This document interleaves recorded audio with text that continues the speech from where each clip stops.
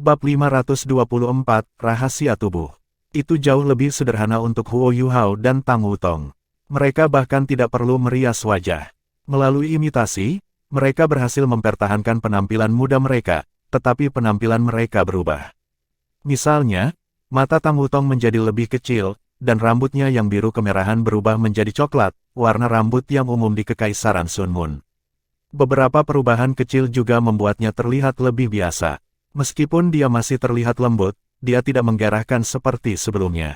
Du Buxi tersenyum ketika dia melihat bagaimana mereka terlihat. Dia berkata, "Tidak buruk. Ayo pergi." Setelah berjalan keluar dari lorong gelap, mereka tidak perlu menghindari alat pengintai jiwa biasa karena kamuflase. Mereka dengan benar berjalan ke jalan-jalan dan menemukan sebuah penginapan untuk ditinggali. Radiant City sangat makmur. Sejak Kekaisaran Sun Mun menduduki 2/3 dari tanah Kekaisaran Jiwa Surgawi, Su Tianran mengkonsolidasikan posisinya di Kekaisaran lebih jauh.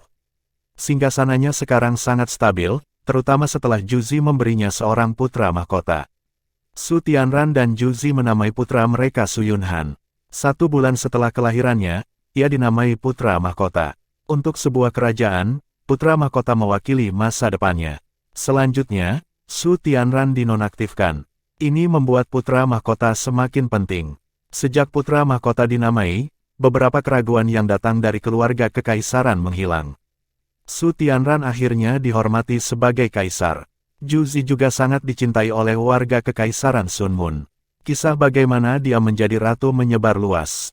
Dia hanya seorang warga sipil biasa yang diselamatkan oleh Su Tianran ketika dia masih seorang putra mahkota. Setelah itu, dia melukai dirinya sendiri dengan serius untuk menyelamatkannya, yang menyentuhnya.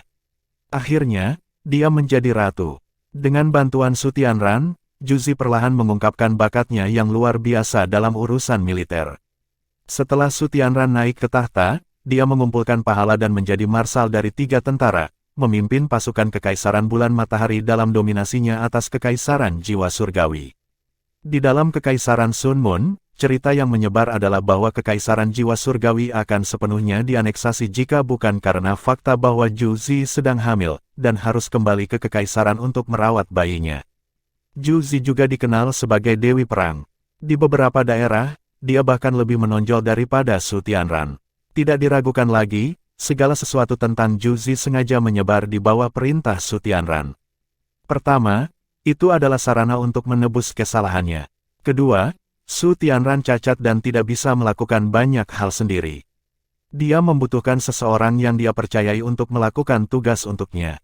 Juzi adalah perempuan. Jika dia ingin berada di pusat perhatian, dia harus lebih mulia. Inilah sebabnya mengapa Su Tianran melakukan begitu banyak untuk memastikan bahwa dia bersinar sebanyak mungkin. Tentu saja, ada satu alasan lagi mengapa dia didorong ke pusat perhatian. Ini karena dia telah mendapat pengakuan dari tentara Kekaisaran Sun Mun. Dalam beberapa perkelahian, ia menunjukkan bakatnya, dan memenangkan banyak jenderal. Setiap kali dia terlibat dalam perkelahian, Kekaisaran Sun Mun selalu membuat kemajuan. Ketika dia kembali ke Kekaisaran, segalanya berubah di garis depan.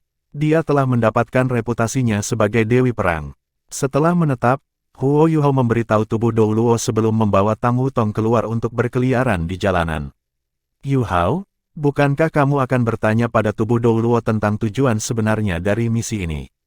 tanya Tang Wutong padanya. Huo Yuhao tersenyum dan menjawab, "Mengapa saya harus bertanya jika dia tidak ingin memberitahu?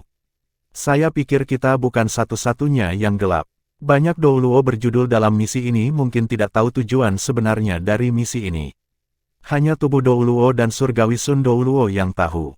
Petik 2. Mentalitas saya berbeda dari sebelumnya. Saya tidak kenal takut di masa lalu. Lalu, aku tidak memilikimu di sisiku. Saya tidak tahu apakah saya dapat menemukan Anda. Namun, segalanya berbeda sekarang. Dengan Anda di sisiku, misi terbesar saya adalah membawa Anda kembali dengan selamat. Saya juga berharap untuk kembali dengan selamat bersama Anda. Cukup. Itu sebabnya saya tidak menyelidiki terlalu banyak. Mengapa saya harus membawa lebih banyak masalah pada diri saya sendiri? Petik 2. Tang Wutong berhenti di jalurnya. Saat Huo Yuhao memegang tangannya, dia juga secara alami berhenti. Tang Wutong menatapnya, dan sepertinya ada sesuatu di matanya. Huo Yuhao tersenyum dan bertanya, "Apa?" Apakah kamu tersentuh? Petik 2. Tang Wutong mengangkat tangannya dan membelai wajahnya. Yu Hao, kamu sudah matang. Huo Yu Hao meraih tangannya. Kamu telah memulihkan ingatanmu kali ini dan kembali ke sisiku. Saya sudah memikirkan banyak hal dengan jelas. Saya tidak ingin menjadi pahlawan yang menyelamatkan dunia. Saya juga tidak peduli dengan reputasi saya. Anda adalah hal terpenting di hati saya. Selama kamu ada di sisiku, jadi bagaimana jika aku kehilangan dunia? Petik 2. Saya bekerja tanpa lelah dalam kultivasi saya dan meningkatkan diri saya dengan harapan bahwa saya dapat melindungi Anda dan orang-orang yang saya cintai dengan lebih baik. Wutong, aku mencintaimu. Petik 2. Huo Yu Hao sangat tenang. Begitu pula pandangannya. Namun, kata-katanya itulah yang membuat Tang Wutong menangis sedikit, dan dia dengan lembut ditarik ke pelukannya. Aku juga mencintaimu, Yu Hao. Petik 2. Huo Yu Hao tidak berani memeluknya terlalu erat. Dia tidak takut diserang oleh segel, tetapi takut menarik perhatian jika dia memicu itu. Mereka hanya berpelukan dengan lembut. Namun, hatinya masih terasa sangat hangat. Pada saat ini, keributan terdengar di jalanan. Prajurit lapis baja sepenuhnya berlari mendekat. Semua prajurit ini sangat tinggi dan besar. Ketika mereka berlari, mereka tampak sangat mendominasi. Mereka sama sekali tidak berusaha menghindari siapapun. Mereka yang tidak bisa bereaksi dalam waktu terjatuh. Tang Wutong dan Huo Yu Hao juga ada di jalanan, tetapi mereka tidak bisa mengungkapkan kecepatan luar biasa mereka saat ini. Huo Yu Hao hanya bisa membalikkan tubuhnya dan memblokir Tang Wutong. Pada saat yang sama, dia mendorongnya saat mereka keluar dari jalan para prajurit. Tentara yang berlari di depan mengetuk punggung Huo Yu Hao. Kekuatan yang dihasilkan tidak melakukan apapun untuk mengkhawatirkan Huo Yu Hao. Namun, dia masih terhuyung beberapa langkah ke samping. Dia bahkan mengerang. Aktingnya kelas atas. Huo Yu Hao sedikit kesal ketika dia berkata, orang-orang ini benar-benar pembasmi pesta. Tang Wutong terkekeh dan berkomentar, ini bukan efek segel ayahku. Para pengamat di jalanan juga tidak senang. Tentu saja, mereka tidak terlalu berisik dengan keluhan mereka. Ini pengawal kekaisaran lagi. Mereka memberontak. Mereka sama sekali tidak memperlakukan kita sebagai manusia. Baru-baru ini, Yang Mulia ingin menyelenggarakan upacara pengorbanan besar. Pengawal kekaisaran ini telah keluar dari istana pada banyak kesempatan, dan kitalah yang menderita karenanya. Petik 2. Pengawal kekaisaran. Huo Yu Hao menyipit. Di kekaisaran Sun Mun, keluarga kekaisaran memegang kekuatan terbesar. Di antara mereka, Sun Mun Imperial Soul Engineer Legion secara alami adalah yang terkuat. Mereka juga disebut Legion Insinyur Jiwa Pengadilan Kekaisaran, dan merupakan yang terkuat di antara tangan yang melindungi bangsa. Imperial Palace of Consecration, juga dikenal sebagai lembaga penelitian, adalah berikutnya. Adapun seberapa kuat Kekaisaran Sun Mun, tidak ada yang tahu sepenuhnya. Akan ada upacara pengorbanan besar. Namun, Huo Yu Hao menyadari bahwa membunuh Su Tianran hampir tidak mungkin setelah memasuki kota Radiant. Su Tianran mengendalikan kekuatan inti Kekaisaran Sun Mun sekarang. Bagaimana mudah membunuhnya? Setelah berbelok di sepanjang jalan dan menyantap makanan, Huo Yu Hao membawa Tang Wutong kembali ke penginapan mereka. Begitu mereka masuk, dia mendengar suara Dubusi. Huo Yu Hao meminta Tang Wutong untuk kembali ke kamar mereka terlebih dahulu. Dia datang ke kamar Dubusi. Dubusi berada di kamar sendiri. Dua lainnya yang berjudul Dou Luo dari Body Sect juga memiliki kamar sendiri. Ketika dia melihat Huo Yu Hao, Dubusi mengangkat tangannya. Seluruh ruangan tiba-tiba tertutup oleh cahaya hijau redup. Jika seseorang tidak cukup jeli, mereka tidak akan dapat mendeteksi perbedaan apapun. Namun, Huo Yu Hao ngeri menemukan bahwa deteksi spiritualnya telah diisolasi. Kuat, pada tingkat dan kultivasi Dubusi, jiwa dan kekuatan rohaninya hampir sepenuhnya menyatu. Dia seperti Penatua Suan sebelumnya, satu langkah dari menjadi Dou Luo utama. Namun, sangat disayangkan bahwa dia tidak memiliki pil keberuntungan Qian Kun untuk membantunya. Selain itu, dia terluka parah sebelumnya. Butuh waktu sebelum dia bisa menyelesaikan langkah terakhir itu. Bagaimana itu? Apakah Anda menemukan sesuatu saat Anda keluar? Tanya Dubusi. Huo Yu Hao menggelengkan kepalanya dan menjawab, semuanya normal di Radiant City. Alat pengintai jiwa di kota telah mencakup hampir seluruh kota. Namun, lebih banyak alat pengintai jiwa diarahkan keluar kota daripada di dalam kota. Upacara pengorbanan besar memang sedang berlangsung. Semuanya sesuai dengan informasi yang kami berikan. Petik 2. Dubusi mengangguk dan menjawab, Yu Hao, kami memiliki misi lain selain membunuh Su Tianran.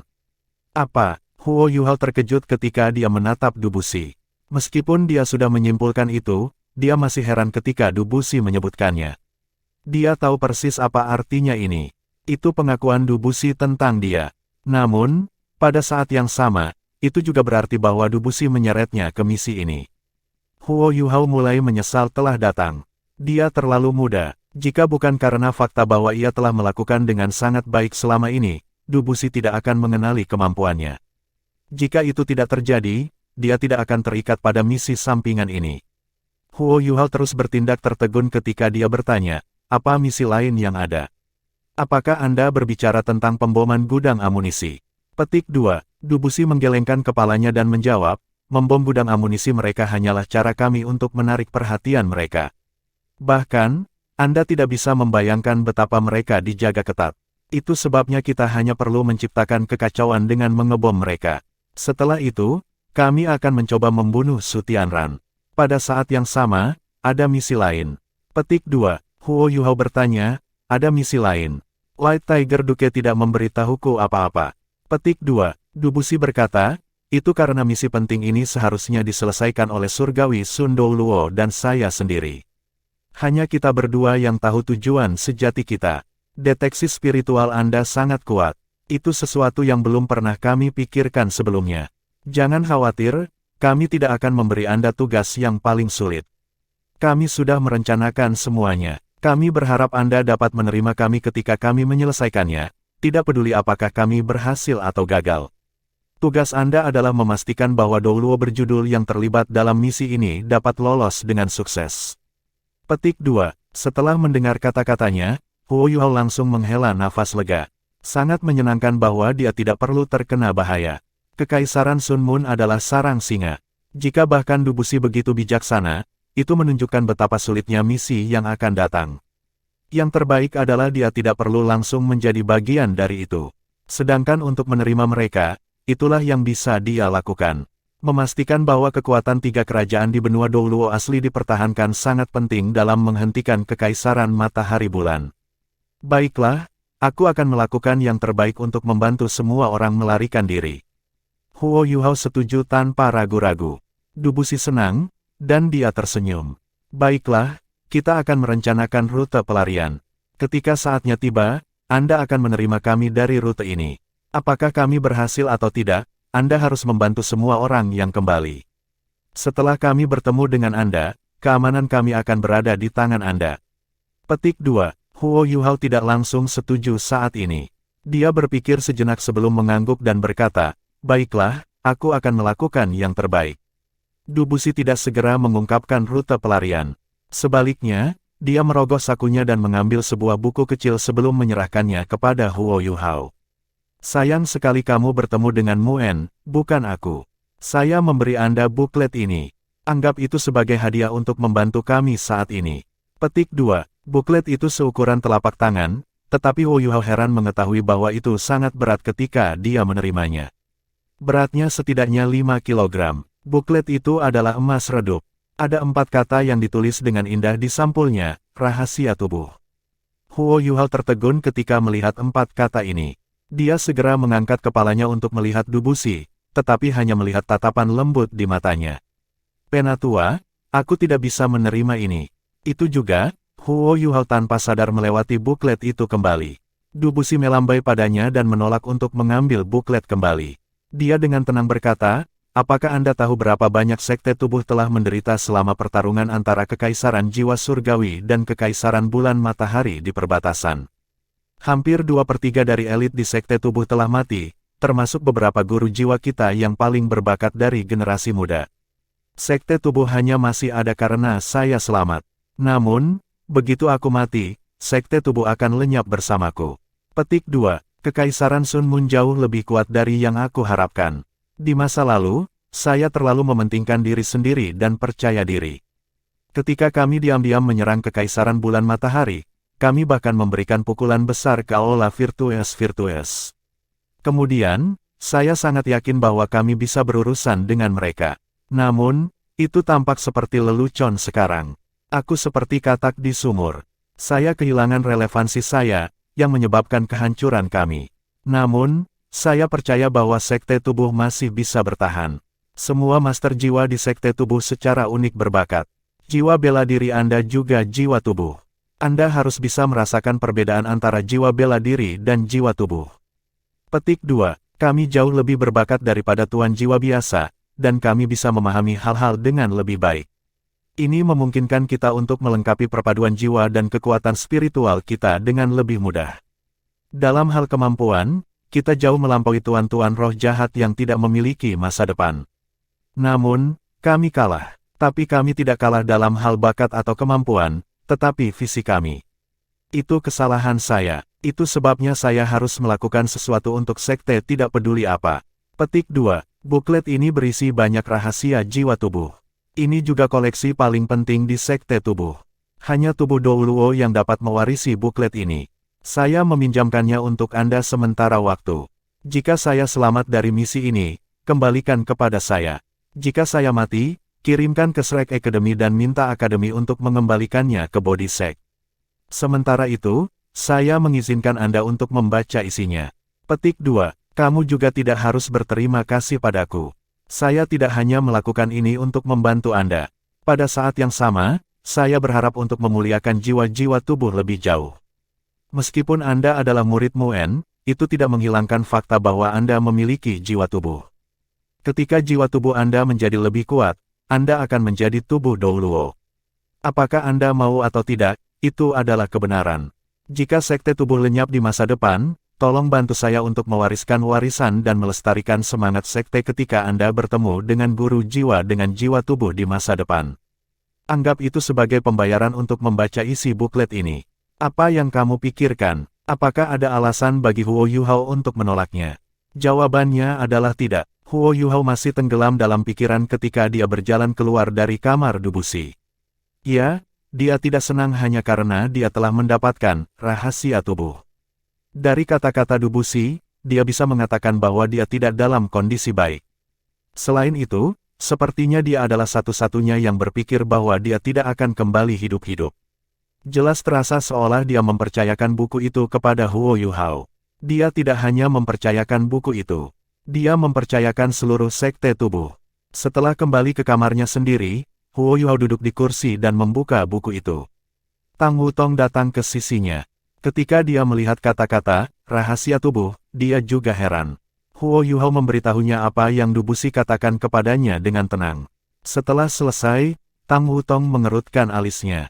Yuhao, kekaisaran jiwa surgawi selesai. Huo Yuhao mengungkapkan senyum pahit di wajahnya. Dia setuju dengan Tang Wutong. Jika bahkan Body Sect berada dalam kondisi yang buruk sehingga pemimpin sekte mereka harus mempercayakan seluruh sekte kepada Huo Yuhao, itu harus berarti bahwa kekaisaran jiwa surgawi akan hancur. Begitu garis pertahanan terakhir mereka jatuh, seluruh kekaisaran akan lenyap. Satu-satunya hal yang bisa mereka lakukan sekarang adalah bertahan selama mungkin.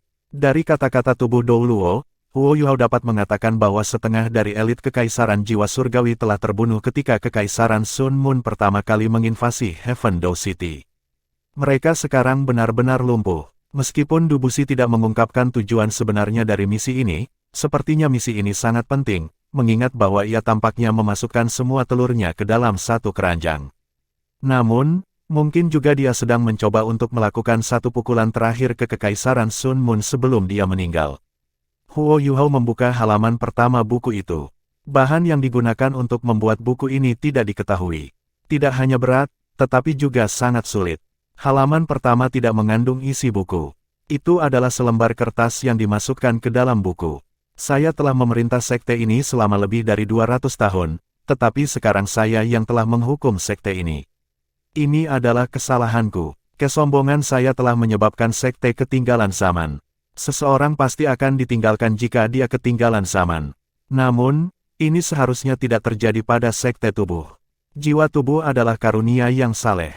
Sangat disayangkan bahwa saya tidak punya waktu untuk beradaptasi dengan waktu lagi. Siapapun dari sekte tubuh harus ingat bahwa alat jiwa adalah masa depan. Di masa depan ini, kita harus bisa menonjol. Kombinasi jiwa tubuh dan alat jiwa akan membuat dunia takjub, Dubusi. Petik 2. Setelah membaca kata-kata ini, Huo Yuhao merasakan lebih banyak tekanan. Mengingat identitas dan status Dubusi, dia benar-benar mengatakan kata-kata memfitnah seperti itu. Ini hanya bisa berarti bahwa sesuatu telah ditakdirkan untuk terjadi. Namun, beberapa kalimat terakhir membuat Huo Yuhao terpana. Itu ada hubungannya dengan kombinasi jiwa tubuh dan alat jiwa. Bukankah ini arah yang saya dan Guru Suan temukan? Kami punya rencana baru karena jalur baru ini. Ya, jiwa-jiwa tubuh memungkinkan seseorang untuk memahami sesuatu dengan lebih baik. Lebih penting lagi, bagian tubuh tertentu dari seorang guru jiwa akan menjadi lebih kuat jika bagian itu adalah jiwa tubuh. Singkatnya, jika jiwa bela diri master jiwa adalah tangannya, dia akan dapat menangani alat jiwa yang jauh lebih kuat menggunakan tangannya. Itu seperti mata Huo Yuhao. Dalam kasusnya, matanya mampu menangani alat jiwa yang jauh lebih kuat. Dubusi tahu seperti apa masa depan itu nantinya. Namun, seperti yang dia sebutkan, dia sudah terlambat menemukannya. Dia tidak lagi memiliki kesempatan untuk beradaptasi. Huo Yuhao dengan lembut mengeluarkan kertas itu dan melihat bahwa halaman depan buku itu bertuliskan kata-kata karunia ilahi. Ada paragraf kata di bawahnya. Manusia adalah hadiah dari para dewa. Mereka mempertahankan kecerdasan para dewa. Di antara manusia, ada orang-orang yang menjaga kekuatan ilahi para dewa. Petik 2. Sekte tubuh dengan jelas memperlakukan jiwa-jiwa tubuh sebagai hadiah yang saleh. Meskipun Huo Yuhao tidak sepenuhnya setuju dengan gagasan seperti itu, sekte tersebut harus memiliki alasan sendiri, karena itu adalah warisan yang telah diturunkan selama bertahun-tahun. Saat ia berpikir sampai di sini, Huo Yuhao menyipitkan mata dan terus membaca. 5 hari kemudian, suasana di Radiant City terasa jelas lebih serius dan mengesankan dibandingkan dengan yang normal. Dini hari, kota yang biasanya ramai menjadi sangat sunyi. Terlepas dari beberapa toko yang menjual kebutuhan sehari-hari, sebagian besar toko memilih untuk berhenti berbisnis untuk hari itu. Ini karena itu adalah hari upacara pengorbanan besar. Kaisar Kekaisaran Sun Mun, Su Tianran, akan berada di pinggiran kota untuk menghadiri upacara. Dia akan memberi penghormatan kepada langit dan bumi, serta leluhur Kekaisaran Bulan Matahari. Wilayah Kekaisaran Matahari Bulan telah berkembang pesat dalam waktu singkat setelah Su Tianran naik tahta. Upacara ini lebih merupakan upacara untuk memamerkan prestasinya. Pada saat yang sama, dia memperingatkan semua orang untuk bersiap-siap pada hari dia memerintah seluruh benua. Persiapan untuk upacara pengorbanan agung ini telah berlangsung selama berbulan-bulan. Banyak sumber daya, termasuk pekerja, uang dan bahan, digunakan untuk upacara ini. Banyak warga mengalir keluar kota pada dini hari. Mereka datang ke pinggiran dan bersiap untuk menyaksikan dimulainya upacara yang mulia ini. Di jalan-jalan utama kota Radiant, para prajurit mengenakan helm saat mereka berdiri di samping. Seluruh tempat itu dijaga ketat. Aura yang intens dan khusyuk memenuhi seluruh kota. Warga melanjutkan ke pinggiran selatan secara teratur di bawah pengawasan tentara. Upacara ini sangat luar biasa. Untuk itu, Kekaisaran Sun Mun telah mengerahkan pasukan lebih dari 100.000 orang. Di pinggiran selatan, sebuah altar pengorbanan besar telah dibangun setengah bulan lalu. Altar adalah platform yang berbentuk aneh. Sisi kiri melingkar, sementara kanan seperti bulan sabit. Arti penting dari desain semacam itu berkaitan dengan matahari dan bulan, yang melambangkan kekaisaran bulan matahari. Altar pengorbanan melingkar itu luasnya lebih dari 10.000 meter persegi, dan tingginya mencapai 100 kaki. Itu benar-benar terbuat dari granit. Bahkan ada platform 6 lantai di atas platform asli. Setiap cerita dari platform ini berbentuk persis seperti platform aslinya, hanya saja ukurannya semakin kecil. Platform di atas hanya berukuran 1000 meter persegi. Dari bawah ke atas, warna platform masing-masing merah, oranye, kuning, hijau, nila, biru dan ungu. Mereka mewakili warna pelangi, dan menandakan segala sesuatu di langit dan bumi. Ada total 8 tangga batu di sekitar altar pengorbanan. Mereka semua menuju ke puncak. Altar ini tidak hanya digunakan satu kali. Itu diturunkan dari generasi ke generasi, dan satu-satunya tujuan adalah untuk memberi penghormatan kepada surga. Altar itu dijaga ketat. Ada formasi jiwa di masing-masing dari 4 arah mata angin. Meskipun skala formasi jiwa tidak sebesar seperti legiun insinyur jiwa mereka, formasi jiwa ini dibangun oleh Sun Moon Imperial Soul Engineer Legion. Teknologi yang digunakan adalah yang paling canggih saat ini. Dari 100.000 tentara pria yang dikerahkan untuk upacara ini, 40.000 penjaga mesbah. Sisanya ditempatkan di tempat lain. Sebagian besar prajurit bertanggung jawab untuk menjaga ketertiban. Langit sudah mulai berubah cerah. Matahari bersinar di altar agung yang megah, yang memancarkan cahaya pelangi. Dari jauh, itu adalah pemandangan yang luar biasa. Semua 7 altar yang digabungkan mencapai ketinggian total 100 kaki, yang jauh lebih tinggi dari gedung pencakar langit tertinggi di Radiant City. Itu pasti menjadi salah satu struktur simbolis dari kekaisaran bulan matahari di masa depan.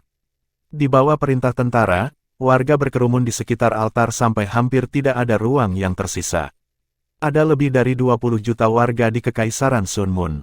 Mereka membentuk inti dari kekaisaran. Bahkan jika tidak ada 10 juta orang di sini untuk menonton hari ini, masih ada beberapa juta. Seluruh tempat berpenduduk padat sekarang, dan sulit untuk melihat ujung lautan orang. Waktu upacara ditetapkan sekitar pukul 9 pagi. Energi dari matahari adalah yang terkuat saat itu, dan itu menandakan kenaikan terus-menerus Kekaisaran Sun Moon di masa depan. Di kejauhan, sekelompok mengenakan kuning cerah perlahan-lahan berjalan menuju altar pengorbanan dari Radiant City. Ketika kelompok ini lewat, para prajurit membuka jalan bagi mereka. Di depan, ada sedan naga besar yang dibawa oleh 1024 orang. Sedan itu dilapisi sutra satin, dan ada gambar naga terbang bersulam sutra. Namun, gambar matahari dan bulan disulam di posisi paling inti sedan. Ini adalah sedan naga Su Tianran. Pada saat ini, Su Tianran duduk di sedannya. Dia mengenakan mahkota 9 naga, emas keunguan di kepalanya, dan mengenakan jubah brokat elegan yang hanya cocok untuk kaisar kekaisaran bulan matahari. Zhu Zi, yang duduk di sampingnya, juga mengenakan jubah istana berwarna kuning cerah yang sangat elegan. Dia tersenyum di wajahnya, dan hiasan kepalanya dihiasi dengan permata paling mahal. Tirai di sekitar sedan dinaikkan, sehingga semua warga bisa melihat pasangan paling kuat di dunia. Panjang umur mulia, para prajurit mengangkat senjata mereka dan menyambut Su Tianran pada saat yang sama. Tiba-tiba, semua warga berlutut ke arah sedan pada saat bersamaan. Su Tianran tampak sangat bermartabat saat dia duduk di sedan. Dia juga merasa sangat bangga pada dirinya sendiri pada saat ini. Ketika dia kehilangan kakinya, dunianya tampak benar-benar gelap. Namun, dia sekarang adalah penguasa Kekaisaran Sun Moon. Dia bahkan penguasa masa depan seluruh benua. Ketika dia melihat jutaan orang membungkuk kepadanya, Su Tianran bisa merasakan keberuntungan dan keberuntungan datang ke arahnya. Perasaan itu ajaib. Memberi penghormatan kepada surga hanyalah sebuah tindakan, tetapi menyatukan orang-orang penting untuk menstabilkan kekaisaran. Melakukan upacara seperti itu adalah apa yang ingin dilakukan Su Tianran setelah ia naik tahta. Selama 2 tahun terakhir, 3 kerajaan di Douluo kontinen yang asli telah membuat perkembangan pesat. Mereka telah mengembangkan alat jiwa mereka dan merekrut lebih banyak tentara. Tapi bukankah itu sama untuk Kekaisaran Sun Moon? Su Tianran mendapatkan ritme yang tepat. Pada awalnya, posisinya sebagai kaisar tidak terlalu stabil. Namun, dia berdiri tegak dan memulai invasi dengan dukungan Gereja Roh Kudus.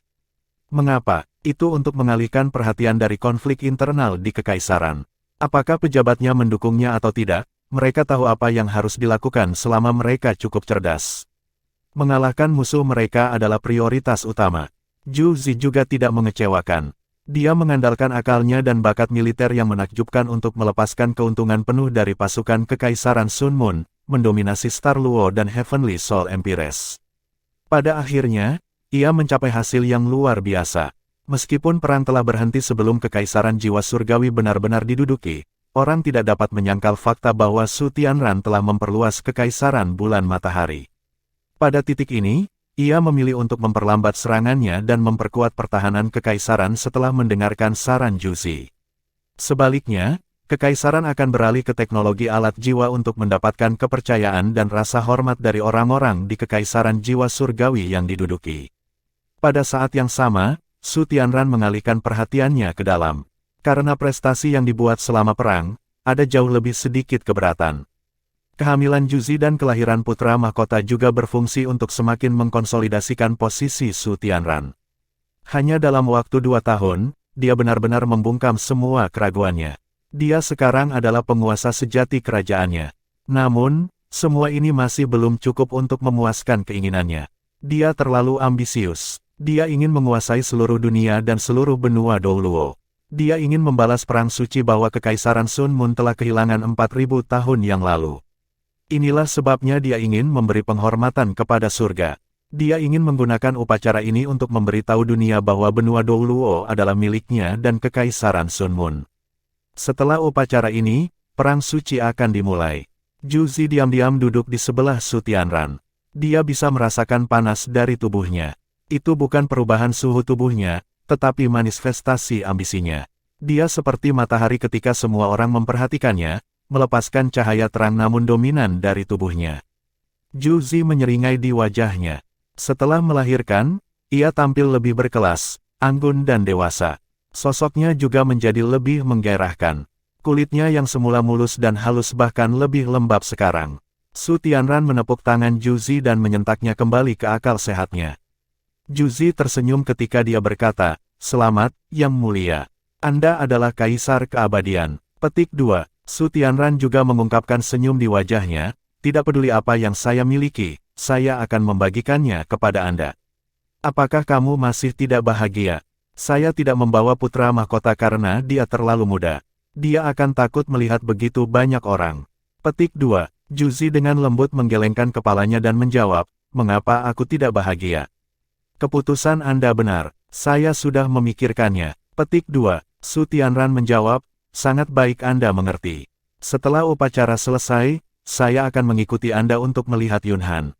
Petik 2. Baiklah. Zhu Zi mengangguk. Dia secara alami tahu mengapa Su Tianran tidak ingin membawa putranya untuk upacara ini.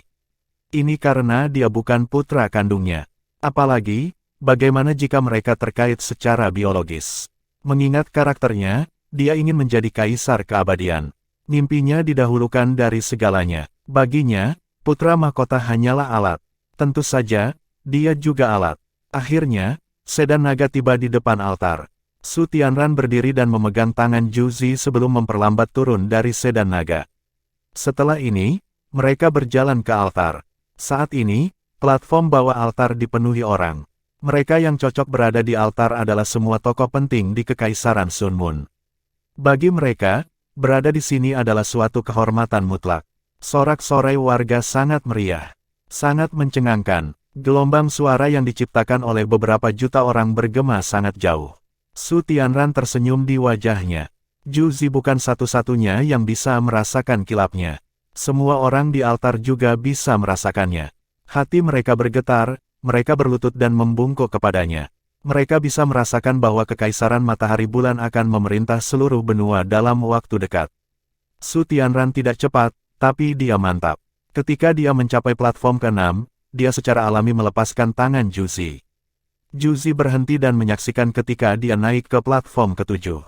Ya, dia adalah satu-satunya yang naik ke platform ke-7. Platform ke-7 dihiasi dengan banyak pola elegan. Arai heksagram besar memantulkan cahaya keemasan redup. Di tengah arai heksagram ini, gambar matahari dan bulan menyilaukan. Matahari itu emas, sedangkan bulan berwarna perak. Emas dan perak berpotongan dan saling melengkapi. Bab 525, Kemarahan Dubusi. Ada tampilan gairah yang kuat di mata Su Tianran. Ya, hanya saya, sebagai Kaisar Kekaisaran Bulan Matahari dan penguasa masa depan seluruh benua dan seluruh dunia, yang memiliki hak untuk melangkah ke platform ke-7 dari altar pengorbanan Sun Moon ini. Dia naik selangkah demi selangkah hingga mencapai pusat platform. Ketika dia berada di atas gambar matahari dan bulan, dia benar-benar ditutupi dengan cahaya emas dan perak. Dering, deringan, deringan, sebuah alarm yang terdengar seperti erangan binatang buas raksasa terdengar. Upacara resmi dimulai. Setelah ini, total 108 petasan berangkat. Suara petasan ini bergema lebih dari 50 km. Su Tianran, yang berada di puncak altar saat ini, seperti penguasa seluruh dunia saat ini. Dia membuka lengannya lebar-lebar dan mengintip ke langit. Dia berjemur di bawah sinar matahari, dan wajahnya dipenuhi dengan kesombongan dan kekuatan. Boom, boom, boom, boom, boom terus terdengar, tetapi ekspresi beberapa orang mulai berubah. Mereka adalah orang-orang cerdas. Suara petasan itu tampak agak aneh, mereka tampak agak terlalu keras. Di kejauhan, tampak ada lampu berkedip dari sisi timur Radiant City. Su Tianran tampaknya tidak mendengar apapun. Dia melanjutkan upacara. Semua jenis barang kurban perlahan-lahan diangkat di sepanjang sisi platform ketujuh. Barang-barang ini dipilih secara khusus berulang-ulang. Petasan sudah berhenti sekarang, tapi masih ada ledakan datang dari jauh. Su Tianran menyipitkan mata dan mengerutkan alisnya sedikit. Namun, ia masih melanjutkan upacara. Dia berangsur-angsur berlutut dan bersujud ke surga. Dia seharusnya bangkit setelah ini dan memberikan pidato. Setelah pidatonya, akan ada serangkaian proses seremonial yang rumit. Beberapa orang di platform bawah diam-diam pergi. Mereka bergerak ke timur. Meskipun Kaisar tidak bisa secara pribadi pergi dan mencari tahu apa yang terjadi, bawahannya bisa melakukannya. Gudang amunisi terbesar Sun Moon Empire terletak di pinggiran timur. Ada banyak peluru meriam jiwa yang tidak bergerak yang tersimpan di dalamnya. Setelah mereka digunakan dalam perang, peluru meriam jiwa stasioner telah membuktikan diri sebagai yang paling efektif di medan perang. Alasan utama untuk ini adalah bahwa jangkauan efektif mereka sangat besar. Sisa jangkauan efektif alat jiwa agak terbatas. Hanya peluru meriam jiwa stasioner yang memiliki jangkauan efektif yang begitu besar sehingga dapat menutupi seluruh bentangan benua, meskipun itu hanya teoretis. Dengan teknologi mereka saat ini, mereka dapat ditembakkan dari jarak puluhan kilometer. Mereka adalah senjata mematikan kekaisaran Sun Moon. Selanjutnya, setelah ledakan besar sebelumnya dari gudang mereka di kota Radiant yang menyebabkan kerugian besar bagi kekaisaran Sun Moon, bagaimana mereka berani menurunkan penjaga mereka? Pinggiran timur, peluru meriam ditembakkan secara berurutan dengan cepat ke arah gudang amunisi. Namun, yang aneh adalah mereka sepertinya dipecat dari kekosongan. Tidak ada alat jiwa yang bisa dilihat sama sekali. Huo Yuhao dan Tang Wutong berpegangan tangan dan diam-diam berdiri di tanah yang tampaknya kosong. Namun, tanah itu sebenarnya tidak kosong. Tenzuge Divine Crossbow Cannons telah dilepaskan ke efek penuh mereka di bawah penyembunyian imitasi dan interferensi domain spiritual Huo Yuhao. The Heavenly Sun Douluo dan 9 Titlet Douluo lainnya berdiri bersama mereka berdua. Jika bukan karena imitasi dan domain interferensi spiritual Huo Yuhao, serangan itu tidak akan berjalan dengan lancar. Namun, itu memang menipu alat jiwa pengintai udara di langit. Setidaknya, serangan itu mencapai efek yang dimaksudkan untuk saat ini. Serangan itu berhasil dilakukan, tetapi tentu saja itu tidak menyebabkan kerusakan. Di kejauhan, penghalang kuning cerah melanda gudang. Itu telah diaktifkan pada kontak. Ketika peluru meriam yang ditembakkan oleh Zuge Divine Crossbow Cannons menyentuh penghalang ini, hanya riak yang terbentuk. Zuge Divine Crossbow Cannons diproduksi oleh Tang Sek, sementara kerang kelas 4 yang mereka tembakkan dirancang oleh Huo Yuhao. Dia secara alami sangat akrab dengan mereka. Huo Yuhao tanpa ekspresi saat dia berdiri di sana. Dia menghela nafas dalam hatinya. Menurut rencana Dubushi, ia dan Tang Wutong akan mengucapkan selamat tinggal kepada Surgawi Sun Douluo dan sisanya setelah putaran serangan pertama. Mereka harus segera mempersiapkan retret dan menerima mereka yang sedang menjalankan misi yang sebenarnya. The Heavenly Sun Douluo mengangguk pada Huo Yuhao dan berkata, sudah waktunya. Orang-orang dari Kekaisaran Sun Moon akan tiba. Mari kita bergerak dulu. Anda berdua harus cepat mundur. Ikuti rencana semula. Petik 2. Baiklah para tetua, mohon berhati-hati. The Heavenly Sun Douluo tersenyum dan melambai. Dia membawa 9 titel Douluo lainnya pergi. Semua tubuh mereka memiliki film cahaya halus di atasnya. Setelah mereka keluar dari domain Huo Yuhao dan tidak lagi disembunyikan oleh tiruannya, mereka masih perlu menyembunyikan diri. Ini adalah alat jiwa penyembunyian. Huo Yuhao sedikit heran ketika dia melihat mereka pergi. Alat jiwa penyembunyian. Saya percaya bahkan Kekaisaran Sun Moon hanya dalam tahap percobaan. Saya tidak berharap ini Douluo berjudul untuk memilikinya sudah. Namun, Huo Yuhao adalah insinyur jiwa kelas 9. Segera, dia bisa tahu apa yang menjadi sasarannya. Mereka memang alat penyembunyian jiwa, tapi sepertinya hanya Titlet Douluo yang bisa mengoperasikannya dari gelombang kekuatan jiwa yang dilepaskan. Alat jiwa yang mereka gunakan mungkin hanya setengah jadi. Mereka hanya bisa dipertahankan secara efektif melalui undulasi kekuatan jiwa yang luar biasa dari Titlet Douluo. Dibandingkan dengan tiruannya sendiri, alat-alat jiwa ini menghabiskan lebih banyak kekuatan jiwa. Saya harap mereka berhasil dengan rencana mereka. Huo Yuhao tidak punya kebiasaan membuang-buang barang. Dia dengan cepat berhenti menembakkan Suge Divine Crossbow Cannons dan menyimpannya di Starlight Sapphire Ring miliknya. Ekspresi dingin juga muncul di wajahnya. Kekaisaran Sun Moon bereaksi sangat cepat. Orang-orang mereka ada di sini setelah beberapa serangan. Jaring perak besar tiba-tiba muncul di langit yang cerah. Itu bukan web nyata, tetapi dibentuk menggunakan energi. Itu mencakup beberapa ribu meter persegi, dan dengan cepat menelan Huo Yuhao dan Tang Wutong. Itu adalah alat penangkap jiwa tipe tertaut. Kekaisaran Sun Moon memang memiliki semua jenis alat jiwa yang kuat. Huo Yuhao hanya bisa memikirkan ini karena dia cukup tenang. Dia meraih tangan Tang Wutong dengan erat, dan cahaya perak yang menyilaukan langsung bersinar dari punggung mereka. Pada saat ini, ledakan yang memekakkan telinga beresonansi di udara.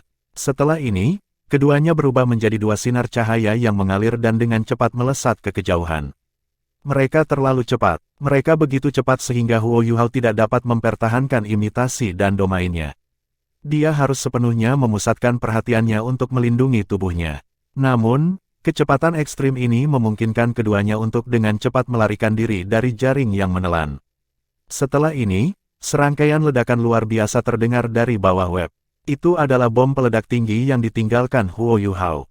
Suhu ekstrim yang dihasilkan dari bom itu cukup untuk menghapus jejak mereka yang pernah ada di sana.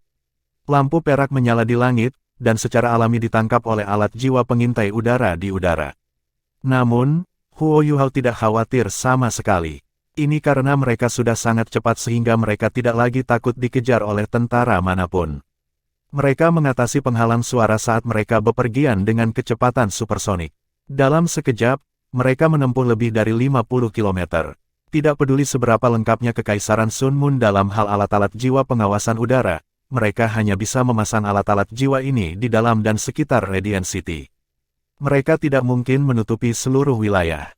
Inilah sebabnya mengapa Huo Yuhao dan Tang Wutong benar-benar keluar dari jangkauan alat jiwa pengintai udara hanya dalam beberapa saat. Ketika mereka melambat, Huo Yuhao menggunakan tiruannya untuk menyembunyikan mereka berdua lagi. Huo Yuhao mengintip ke kejauhan saat dia mendarat di gunung. Namun, dia tidak melihat pinggiran timur, tetapi pinggiran selatan di mana upacara pengorbanan agung berlangsung. Aku bertanya-tanya bagaimana keadaan tubuh Dou Luo dan yang lainnya. Bom dari pinggiran timur telah berhenti setelah beberapa waktu. Su Tianran bersujud kembali setelah dia selesai mengucapkan pidatonya. Pada saat ini, aura aneh bisa dirasakan di udara. Langit juga berubah menjadi sangat gelap. Sinar matahari yang semula cerah terhalang oleh awan yang suram. Sun Moon Sacrificial Altar juga berubah redup secara instan. Seluruh langit turun ke kegelapan saat jutaan warga menyaksikan. Tiba-tiba, orang-orang mulai merasa takut. Su Tianran akhirnya berubah muram. Upacara ini dipilih untuk diadakan pada hari keberuntungan ini, yang ditentukan setelah banyak putaran verifikasi. Awan suram tentu bukan fenomena alam. Jika itu tidak alami, itu pasti perbuatan manusia. Su Tianran, kamu terlalu ambisius. Langit tidak tahan kamu. Saya akan melakukan keadilan atas nama langit hari ini dan berurusan dengan Anda. Gelombang suara yang kuat terdengar di udara. Semua orang bisa dengan jelas mendengar kata-kata itu. Su Tianran berdiri lurus dan dengan dingin memandang ke langit. Di langit, raksasa yang menyerupai dewa merobek awan suram dan berjalan keluar. Raksasa ini tingginya lebih dari 100 kaki, dan benar-benar hijau jade. Bahkan ada kabut ungu di sekitarnya. Bukankah dia tubuh Dou Luo, Dubusi?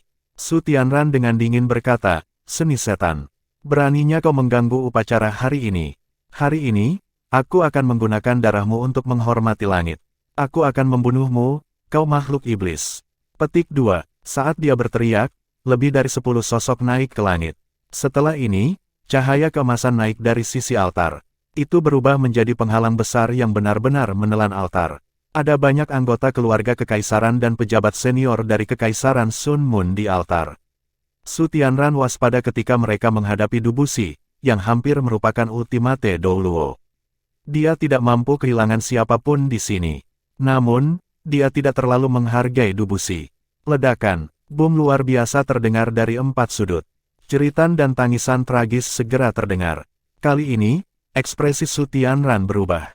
Dia ngeri ketika dia meraung, Dubusi, Beraninya kau mengabaikan prinsip-prinsip penguasa jiwa dan membiarkan orang-orangmu meletakkan tangan mereka pada orang-orang biasa. Ada jutaan warga di sini. Jumlah kehancuran yang bisa ditimbulkan sangat mengerikan. Kekaisaran saya telah jatuh, dan sekte saya berada di ambang kehancuran. Prinsip apa yang masih harus saya patuhi? Sekte tubuh tidak pernah memiliki prinsip sebelumnya. Jika kita dihukum oleh surga, aku akan memikul semua hukuman. Hahaha. Petik 2. Dubusi tertawa gila. Dia mengangkat tangannya, dan aura yang menakutkan keluar dari tubuhnya. Itu berubah menjadi bentuk kekuatan yang menekan 10 sosok yang naik. Pada saat ini, awan suram di langit mulai bergetar. Desahan panjang terdengar. Old Du, mengapa kamu harus melakukan ini? Dubusi memusatkan pandangannya. Aku tahu kamu akan datang. Bagaimana dengan gadis itu? Tanyakan juga padanya. Petik 2. Sesosok diam-diam muncul di udara. Dia mengenakan jubah hitam, dan rambut putihnya mengalir bebas. Dia melayang tinggi di langit, dan tidak punya niat mundur. Segala bentuk kekuatan yang berusaha menjangkau dia dengan mudah diatasi oleh kekuatan yang tak terlihat. Tidak ada yang bisa datang dalam jarak 3 kaki darinya. Naga suci kegelapan, Dewa Naga Douluo Long Xiaoyao, yang merupakan ultimate Douluo sejati, akhirnya muncul. Long Xiaoyao menghela nafas dan berkata, Dubusi, pergi. Anda masih bisa pergi sekarang. Saya tidak akan muncul jika Anda tidak meletakkan tangan pada warga biasa. Jika Anda membantai hidup, Anda akan dipenuhi dengan pembalasan, dan Anda tidak akan pernah bereinkarnasi. Petik 2. Dubusi tertawa gila dan berkata, hahaha, ini lucu. Ini terlalu lucu. Anda munafik. Beraninya kau berbicara tentang membantai hidup di depanku. Anda bersekongkol dengan mereka. Bagaimana mungkin kau punya pipi untuk menegurku? Meskipun Muen adalah musuh besar sekte saya sangat menghormatinya.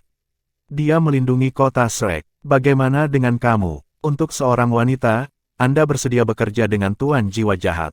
Jika Muen masih hidup, dia pasti akan malu disebutkan dalam nafas yang sama seperti kamu. Petik 2. Pembunuhan sudah dimulai di sekitar altar. Mereka bukan hanya penguasa jiwa biasa. Mereka adalah Douluo Transcendent. Mereka telah menyembunyikan diri di antara kerumunan, dan sekarang mulai menjadi ganas. Kekerasan mereka mengubah seluruh tempat menjadi sungai darah.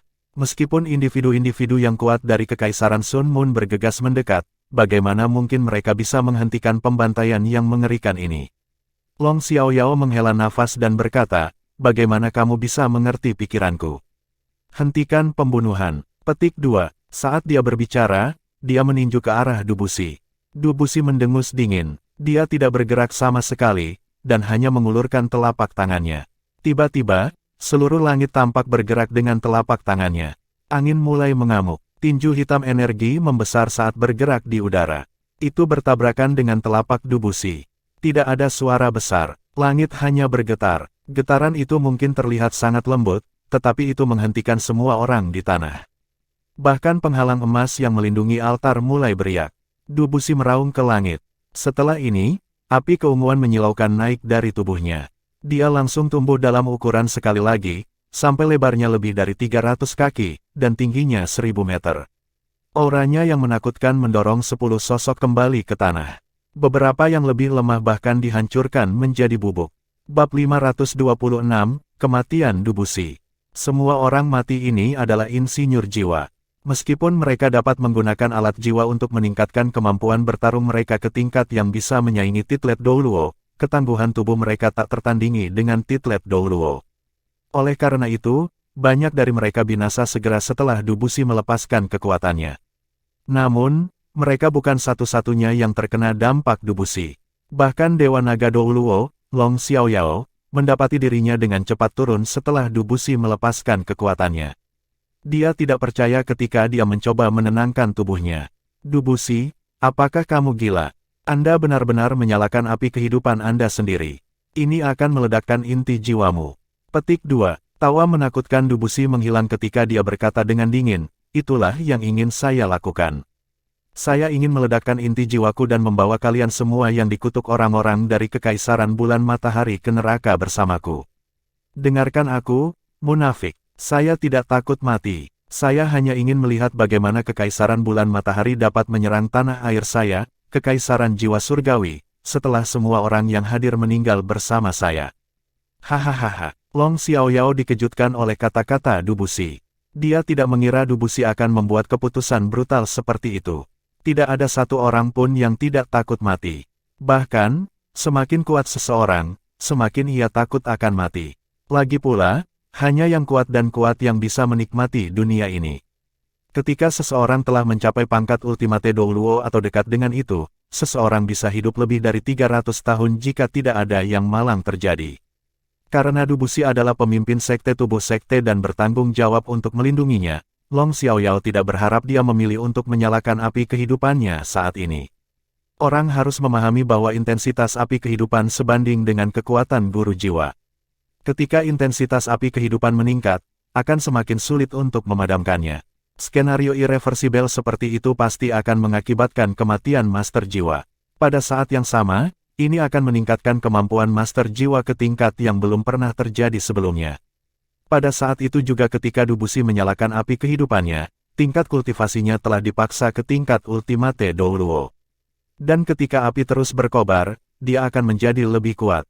Karena dia sudah menyalakan api kehidupannya, Dubushi tidak lagi memiliki keraguan atau kekhawatiran. Setelah api kehidupan selesai terbakar, itu akan mulai mengganggu inti jiwanya. Inti jiwa itu milik rank 98 berjudul Douluo. Orang hanya bisa membayangkan betapa dahsyatnya ledakan itu. Ada jutaan nyawa di bawah mereka. Begitu inti jiwanya meledak, setiap kehidupan di bawah mereka akan hancur. Dari hal di atas, jelas mengapa Titlet Douluo adalah pilar kekuatan strategis untuk setiap kerajaan. Mereka memiliki terlalu banyak kekuatan destruktif untuk dibiarkan menjadi gila dan membuat kekacauan sesuka hati. Sebagai teknologi alat jiwa meningkat di Kekaisaran Sun Moon, beberapa dari mereka sudah mulai mengabaikan kemampuan master jiwa. Namun, Dubushi akan memberi mereka pengingat tepat waktu tentang kekuatan tak terkalahkan dari para penguasa jiwa dengan membakar api kehidupannya.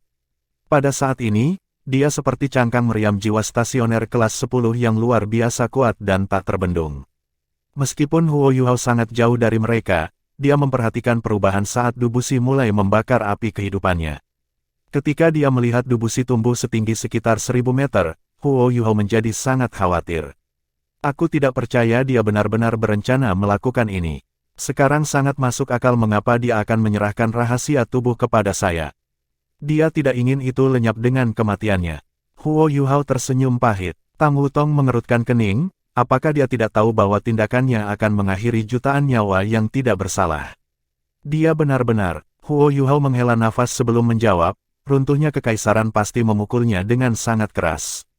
Bahkan Su Tianran mungkin tidak mengharapkan upacara pengorbanan agungnya menjadi panggung pengorbanan diri Dubushi. Petik 2. Huo Yuhao benar-benar ingin menghentikan Dubushi dari mengorbankan hidupnya, tetapi dia tidak memiliki kemampuan untuk melakukannya.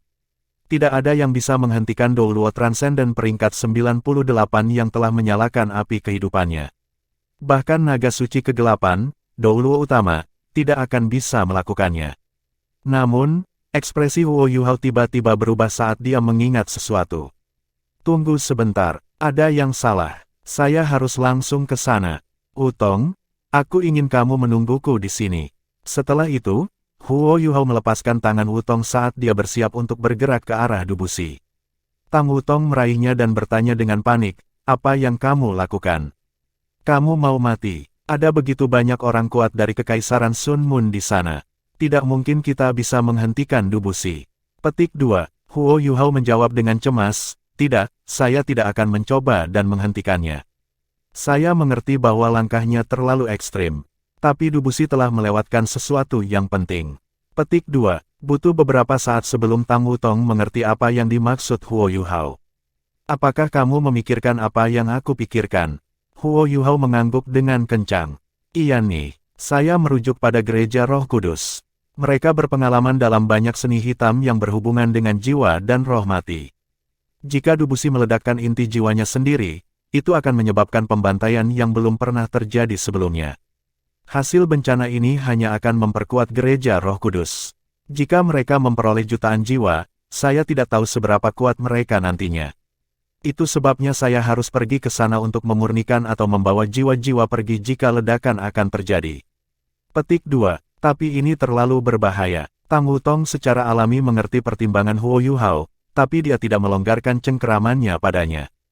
Huo Yuhao menoleh dan menatap tajam ke mata Tang Wutong. Tiba-tiba, dia memeluknya erat-erat sebelum memberinya ciuman yang intens. Tang Wutong terkejut dengan ciumannya. Setelah itu, segel emas yang kuat bersinar sebelum melemparkan Huo Yuhao darinya. Wutong, tunggu aku. Dibantu oleh momentum yang diberikan oleh segel, Huo Yuhao berubah menjadi komet saat ia terbang menuju wilayah selatan kota Radiant. Sebagai seorang pria, ada hal-hal tertentu yang harus saya lakukan. Jika saya membiarkan gereja Roh Kudus menjadi lebih kuat, masa depan yang sangat menakutkan menanti kita semua. Bahkan, itu akan lebih buruk daripada Kekaisaran Sun Moon mengambil alih dunia. Dan itu sebabnya dia harus pergi. Melihat bagaimana Dubushi tidak bisa lagi dibujuk dari tindakannya, Long Xiaoyao menggelengkan kepalanya ketika tubuhnya mengembang melawan angin. Dia berubah menjadi naga yang panjangnya lebih dari 500 meter. Setelah itu, dia mengayunkan ekor naganya ke arah Dubushi secara agresif. Long Xiaoyao marah dengan niat Dubushi untuk pembunuhan yang lalai. Dia tahu dia harus menghentikannya, dan tidak bisa membiarkannya meledakkan inti jiwanya. Sementara itu, di altar pengorbanan Sun Moon, Su Tianran tampaknya telah mendapatkan kembali ketenangannya. Dia perlahan berjalan turun dari lantai 7 ke sisi Jusi. Setelah itu, dia mengangkat tangannya dan berkata dengan tenang, bersiaplah untuk mengaktifkan sinar berenergi tinggi. Yang mulia, seorang pria tua jangkung dengan rambut beruban berjalan menuju Su Tianran dengan ekspresi tidak mau di wajahnya. Su Tianran memandangnya dengan serius sebelum berkata, Din, aku adalah pemimpin negara kita. Jika saya bahkan tidak bisa melindungi rakyat saya sendiri, saya akan gagal sebagai pemimpin kami. Tanpa rakyat saya atau dukungan mereka, tidak ada gunanya saya menjadi raja atau kaisar. Tidak akan ada gunanya menaklukkan dunia ini sama sekali. Petik 2. Orang tua itu menjawab dengan suara yang dalam, tapi begitu kita mengaktifkan balok berenergi tinggi, semua yang telah kita persiapkan akan sia-sia. Kita mungkin tidak akan dapat memulihkan semua energi yang terakumulasi selama beberapa dekade. Kami tidak punya pilihan selain menghentikan penelitian kami. Petik 2. Su Tianran menatapnya dengan dingin ketika dia menjawab, Din, apakah kamu pikir aku tidak tahu apa yang lebih penting? Melihat bagaimana keadaannya, kita tidak punya pilihan selain mengatur penelitian apapun yang kita lakukan untuk saat ini. Petik 2. Orang tua itu berargumen, tetapi masih ada gereja Roh Kudus. Mereka milik kerajaan kita, dan mungkin akan sangat membantu dalam hal mengurangi biaya dan kerusakan jika mereka bersedia memasukkan 100% dan membantu kita. Petik 2. Su Tianran tertawa, tetapi matanya masih sedingin es. Kau ingin mereka membantu kita? Jika mereka mau, mereka akan melakukannya sejak lama. Bagaimanapun, naga suci kegelapan adalah pengecualian. Dia tidak pernah sepenuhnya dikendalikan oleh gereja Roh Kudus. Dan di mana gereja Roh Kudus sekarang? Mereka menunggu kesempatan. Mereka tidak bisa menunggu Dubushi meledakkan inti jiwanya dan membunuh semua orang. Ketika itu terjadi, bayangkan betapa kuatnya mereka nantinya dengan jutaan jiwa yang baru mereka peroleh. Apakah Anda pikir saya masih akan menjadi pemimpin negara ini ketika itu terjadi? Din, Anda dapat yakin bahwa penelitian Anda akan disisihkan setelah mereka mengambil alih Kekaisaran Sun Moon. Mereka pasti tidak akan membiarkan senjata kuat ada dan mengancam mereka. Sekarang pergilah dan siapkan semuanya. Petik 2. Orang tua itu terdiam. Saat dia melihat ke atas dan menatap pertarungan antara raksasa dan naga besar, dia merasakan dendam yang mendalam di dalam dirinya. Meskipun demikian, dia mengalah dengan napas panjang sebelum pergi. Yang mulia, Juzi mendengkur saat dia meraih tangannya. Su Tianran tampak tenang saat dia memegang tangannya dengan erat. Sepertinya semuanya terkendali. Dia tidak membuat persiapan untuk evakuasi darurat apapun. Namun, tangan Juzi kesakitan saat dia mengencangkan genggamannya. Saat pertempuran di udara semakin intens, Dubushi entah bagaimana mampu menekan naga suci kegelapan di bawah peningkatan dari nyala api kehidupannya. Namun, pertempuran di sekitar mereka telah berhenti. 4 Douluo Transcendent yang telah menciptakan kekacauan telah lama menghilang. Mustahil untuk menangkap Douluo Transcendent yang bertekad untuk melarikan diri kecuali seseorang memiliki rencana rumit yang dibuat sebelumnya. Api ungu di tubuh Dubushi menjadi sangat intens. Long Xiaoyao mengangkat kepalanya ke atas dan melepaskan raungan naga. Suara aumannya merobek langit, seolah dia memanggil sesuatu. Namun, tidak peduli bagaimana dia meraung, sepertinya tidak ada gema kembali. Saat pertempuran berkecamuk, api di tubuh Dubusi menyala lebih terang dan lebih kuat. Langit tampak berputar-putar di bawah garis-garis hitam dan ungu yang saling bergantian. Pembantaian yang terjadi di permukaan tanah sebelumnya dan pertempuran yang terjadi di langit telah menciptakan histeria massal di antara masyarakat. Untungnya, pasukan besar telah dirancang khusus untuk upacara pengorbanan besar. Di bawah kendali tentara dan alat-alat jiwa mereka, keempat Douluo Transcendent telah diusir, dan situasi sementara telah diubah menjadi lebih baik. Namun, dalam periode waktu yang singkat itu, puluhan ribu warga sipil telah terbunuh. Di kejauhan, Ibu, apakah kita benar-benar tidak akan pergi ke sana dan membantu Paman? Zhong Liu, yang mengenakan jubah hitam panjang lebar, bertanya pada Ye Sishui yang pucat dalam hati. Tentu saja tidak. Puluhan ribu jiwa yang berhasil kami tuai sebelumnya hampir tidak cukup untuk mengisi kembali apa yang telah terkuras dari pagoda Dewa Kematian sebelumnya. Mengapa kita harus menghentikan Dubusi? Long Xiaoyao adalah pria yang pintar. Dia tahu kapan harus menyerah dan pergi. Ye Sishui memberikan jawaban sejelas mungkin. Mustahil untuk melihat emosi apapun di matanya. Saya mengerti. Zhong Liu tidak berani menambahkan hal lain. Meskipun dia adalah pemimpin tertinggi sebenarnya dari Gereja Roh Kudus, semua orang tahu siapa yang memanggil tembakan. Saat dia menyaksikan pertempuran yang sedang terjadi di udara, Ye Sishui tetap sangat tenang. Warna merah darah samar-samar sesekali berkedip di matanya. Sekelompok besar pembudidaya yang kuat dari Gereja Roh Kudus berdiri di belakang mereka.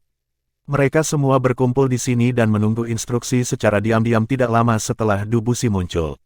Ye Sishui pasti tahu apa yang dikhawatirkan putranya. Putranya takut bahwa Long Xiaoyao mungkin marah dengan apa yang baru saja dibuka. Dia juga tahu bahwa Long Xiaoyao memanggilnya. Jika dia bergabung dalam pertempuran dan membantu Long Xiaoyao menaklukkan Dubusi, dia mungkin tidak bisa meledakkan inti jiwanya. Namun, mengapa saya harus menghentikannya? Kematian jutaan warga sipil hanya akan bermanfaat bagi Gereja Roh Kudus. Sebagai orang yang hanya peduli dengan minatnya, dia pasti tidak akan menghentikan Dubusi. Long Xiaoyao, Long Xiaoyao. Ketika pertempuran semakin meningkat, kobaran api pada tubuh Dubusi tampaknya menjadi material. Long Xiaoyao tidak bisa lagi melakukan apapun tentang serangannya yang gila. Yang bisa ia lakukan hanyalah mencoba menghentikan Dubusi dari turun. Long Xiaoyao, apa kamu benar-benar berpikir kamu bisa menghentikanku? Berhenti berteriak untuknya, karena saya berani datang hari ini, saya sudah memikirkan segalanya. Dia tidak akan datang untuk membantumu. Dubusi tertawa terbahak-bahak. Long Xiaoyao terkejut dengan kata-katanya. Dia memiliki kesadaran aneh bahwa Dubusi mungkin tidak segila kelihatannya. Dubusi, mengapa kamu harus melakukan ini? Apakah Anda benar-benar berpikir Anda dapat membunuh Su Tianran seperti ini? Dia memiliki begitu banyak insinyur jiwa kelas 9 yang membelanya. Bahkan jika penghancuran dirimu sangat kuat, itu tidak akan cukup untuk membunuhnya. Perisai di atas Sun Moon Sacrificial Altar saja sudah cukup untuk mencukur setengah dari dampak kehancuran dirimu. Membantai jutaan nyawa hanya akan bermanfaat bagi Gereja Roh Kudus. Anda hanya membantu mereka menjadi lebih kuat. Belum terlambat untuk berhenti. Saya masih bisa membantu Anda memadamkan nyala api kehidupan Anda dan membantu Anda pergi. Bagaimana itu terdengar? Petik 2. Long Xiaoyao sangat jelas dengan kata-katanya, tetapi Dubusi terus tertawa. Bahkan, dia tampak sangat senang tentang sesuatu. Tiba-tiba, suara Dubusi menjadi sangat lembut. Kata-katanya hanya bisa bergema di telinga Long Xiaoyao. Teman lamaku, tentu saja, aku tahu apa yang kamu bicarakan. Kami berdua hidup selama lebih dari 200 tahun. Mengapa saya tidak dapat mempertimbangkan hal-hal yang telah Anda katakan? Pemikiran kita sangat berbeda. Saya dapat melihat bahwa Anda masih seorang yang memiliki hati. Jika tidak, Anda tidak akan pernah muncul di sini. Yang benar adalah tindakan saya hanyalah sebagian kecil dari keseluruhan operasi. Apakah Anda benar-benar berpikir saya ingin mati? Tentu saja tidak, tapi aku sudah menderita luka-luka tertentu yang aku tidak bisa pulih dari punggung ketika aku menangkis penjajah dari Kekaisaran Sun Moon sebelumnya. Saya sudah terlalu tua. Petik 2. Sama seperti Muen yang baru saja menjalani kehidupannya setelah mengalami cedera serius, aku bisa merasakan kemampuanku sendiri memburuk setiap hari. Jangan bicara tentang menjadi Douluo utama. Saya bahkan tidak yakin untuk tetap menjadi Douluo Transcendent dalam waktu beberapa tahun. Saya memiliki paling banyak 10 tahun lagi untuk hidup. Petik 2. 10 tahun adalah waktu yang cukup lama bagi manusia normal. Tetapi bagi orang-orang seperti kita, itu bukan apa-apa. Itu sebabnya saya lebih suka tidak memiliki 10 tahun ini. Kematian paling heroik bagi seorang guru jiwa adalah mati di depan mata publik. Sebenarnya, saya sudah menang. Apakah kamu tahu itu? Meskipun Long Xiao menatap Dubushi dan mendengarkan kata-katanya, keduanya masih terlibat dalam pertempuran. Namun, tidak ada kebencian atau kemarahan di matanya. Yang tersisa hanyalah kesedihan dan kemurungan. Apakah orang lain dari zaman saya benar-benar akan mati? Dubushi akhirnya menemukan seseorang untuk berkomunikasi dengannya ketika dia melanjutkan. Penampilan saya hari ini adalah bagian dari rencana yang dibuat dengan cermat. Tidak ada kemungkinan saya mati sia-sia. Di mata saya, karena saya akan mati, aturan tidak lagi berarti apa-apa. Apakah Anda benar-benar berpikir jutaan nyawa di bawah kita dapat dengan mudah diambil? Anda telah menghabiskan sedikit waktu di Kekaisaran Sun Moon. Apakah Anda benar-benar tidak tahu kartu truf apa yang mereka sembunyikan di balik lengan baju mereka? Mereka pasti akan mencoba yang terbaik untuk melindungi rakyat mereka. Jika tidak, jutaan kematian akan mengguncang fondasi pemerintahan Su Tianran. Tapi kartu truf apapun yang mereka gunakan pasti akan mengeluarkan banyak dari mereka. Di masa depan, ketika mereka harus menghadapi negara lain, mereka pasti akan jauh lebih lemah. Petik 2. Ini adalah tujuan pertama saya. Selama Su Tianran tidak mengalami keterbelakangan mental, dia pasti akan membantu saya mencapainya. Tujuan kedua saya tentu saja Anda. Saya tahu Ye Sishui pasti tidak akan datang setelah memulai keributan ini. Namun, saya yakin Anda akan melakukannya. Aku sengaja berteriak dengan cara itu sebelumnya untuk menarik perhatian orang lain. Apakah Anda benar-benar berpikir saya masih tidak cukup mengenal Anda? Anda harus memiliki alasan untuk tetap di sekitarnya. Saya tidak ingin tahu alasan pastinya. Yang saya tahu adalah bahwa sekarang Anda berada di pihak lawan, Anda tidak akan merasa terlalu baik setelah saya mati. Saya tidak berpikir Anda bisa menyangkal itu, kan? Petik 2. Tujuan ketiga saya berkaitan dengan Ye Sishui. Dia pasti bersembunyi di sekitar suatu tempat dengan murid-muridnya dan para cicit, menunggu untuk menerkam dan menuai hasil kerja keras kita. Banyaknya jiwa dari orang mati akan terlalu menggoda bagi mereka untuk ditolak. Saya telah mempertimbangkan bagaimana mereka tidak akan dapat menahan godaan ini sebelum memutuskan untuk melakukan apa yang saya lakukan sekarang. Saya sekarang telah berhasil menarik Ye Sishui dan bawahannya ke sini. Keserakahan Tuan Jiwa Jahat akan menjadi kejatuhan mereka. Petik 2. Setelah saya selesai dengan 3 tujuan saya bisa membiarkan tubuh lama saya mati. Saya bukan satu-satunya di sini saat ini. Setelah tujuan saya tercapai, yang tersisa akan secara alami dicapai oleh yang lain. Saya sudah cukup menarik daya tembak, bukan? Hahaha. Petik 2. Setelah mendengar kata-kata Dubushi, Long Xiaoyao menjadi sangat diam. Dubushi benar-benar menyusun rencana yang sangat baik kali ini. Dia telah berhasil memprediksi bagaimana kita semua akan bertindak. Su Tianran, Ye Sishui, dan saya, kita semua. Itu karena dia sudah tahu bagaimana mereka semua akan bertindak berdasarkan pada bagaimana peristiwa akan terungkap bahwa dia bersedia menyerahkan hidupnya untuk mengumpulkan semua orang di sini. Tapi lalu apa tujuan sejatinya? Long Xiaoyao, aku selalu santai dan riang sepanjang hidupku. Gagal mengalahkan Muen adalah salah satu penyesalan terbesar dalam hidupku. Namun, saya telah berhasil hidup lebih lama darinya. Di masa depan, jika Anda ingin menggambarkan saya sebagai orang yang tercela, saya dengan senang hati akan menerimanya sebagai pujian dari Anda. Waktu hampir habis. Saya ingin Anda membantu saya melihat seberapa besar ledakan yang dapat saya buat dengan kemampuan saya. Oh ya, sebenarnya saya punya tujuan keempat. Saya ingin membunuh Su Tianran. Tidak masalah apakah saya berhasil atau tidak, saya ingin mencoba. Jika tidak, bagaimana saya bisa beristirahat dengan tenang, bukan? Petik 2. Setelah menyelesaikan kalimatnya, Dubushi tiba-tiba tertawa terbahak-bahak. Setelah itu, tubuhnya tiba-tiba membeku di udara. Seolah-olah seluruh langit membeku, dan semua pulsa energi berhenti pada saat ini juga. Bahkan Long Xiaoyao tidak terkecuali. Saat mata Long Xiaoyao melebar karena terkejut, lapisan hitam pekat mulai menghilang pada saat berikutnya. Cincin misterius cahaya putih perak mulai muncul di sekitarnya. Cincin cahaya putih itu bergesekan dan bertabrakan dengan ruang statis di sekitarnya dengan kuat. Dubusi mengungkapkan senyum licik saat dia melihat Long Xiaoyao untuk terakhir kalinya. Setelah itu, tubuhnya yang setinggi 1000 meter menyusut dengan cepat menuju pusat perutnya. Pada saat itu juga, seolah-olah sebuah lubang hitam telah terbentuk di tengah-tengah langit. Sejumlah besar ki alami langit dan bumi condong ke pusat lubang hitam. Karena betapa tiba-tiba tubuh Dubusi menyusut, semua orang yang hadir, termasuk jutaan warga sipil Kekaisaran Sun Moon, merasa seolah-olah mereka tersedot oleh sesuatu di udara. Puluhan ribu orang yang lebih dekat ke Sun Moon Sacrificial Altar bahkan diangkat ke udara oleh kekuatan tarik-menarik. Kaki mereka meninggalkan tanah saat mereka melayang beberapa meter ke udara. Tepat ketika beberapa dari orang-orang ini mulai mendapatkan kembali ketenangan mereka, kekacauan pecah lagi ketika teriakan dan teriakan terdengar di mana-mana ketika mereka mencoba berjuang melawan kekuatan tarik-menarik. Dubusi telah menghilang, dan apa yang menggantikannya adalah sepotong besar kristal, seluruhnya berwarna hijau giok, dan memancarkan cahaya batu giok ke lingkungannya yang gelap gulita. Sepertinya itu bisa menelan semua kegelapan di sekitarnya. Bahkan cahaya perak dari tubuh Long Xiaoyao dikonsumsi olehnya. Long Xiaoyao menunjukkan senyum pahit.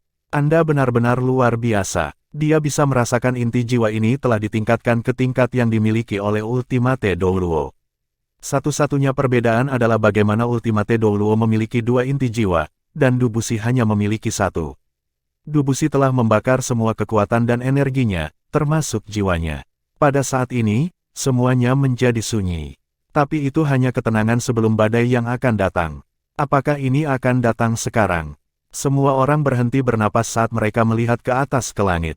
Mereka dapat merasakan bahwa sebuah bencana akan menimpa mereka. Namun, pada saat ini juga, udara di arah Radiant City tiba-tiba menjadi menyala. 4 sinar cahaya putih yang lembut melonjak ke langit tanpa peringatan apapun. Keempat pilar cahaya ini awalnya tidak terlalu terlihat. Mereka hanya setebal ember air, tetapi mereka segera mulai berkembang pada tingkat yang luar biasa. Segera, keempat balok ini memiliki diameter lebih dari 100 meter saat mereka menembus jauh ke langit, cahaya mereka yang kuat tidak terhalang oleh awan kelabu. Energi yang terikat dalam inti jiwa giok hijau tampaknya gelisah oleh cahaya putih, karena mulai mengeluarkan suara dengung rendah. Ruang di sekitar inti jiwa mulai menunjukkan tanda-tanda retak. Meskipun Su Tianran masih dipengaruhi oleh inti jiwa Dubusi, dia masih bisa bergerak di bawah perlindungan dari perisai emas di atas altar pengorbanan Sun Moon.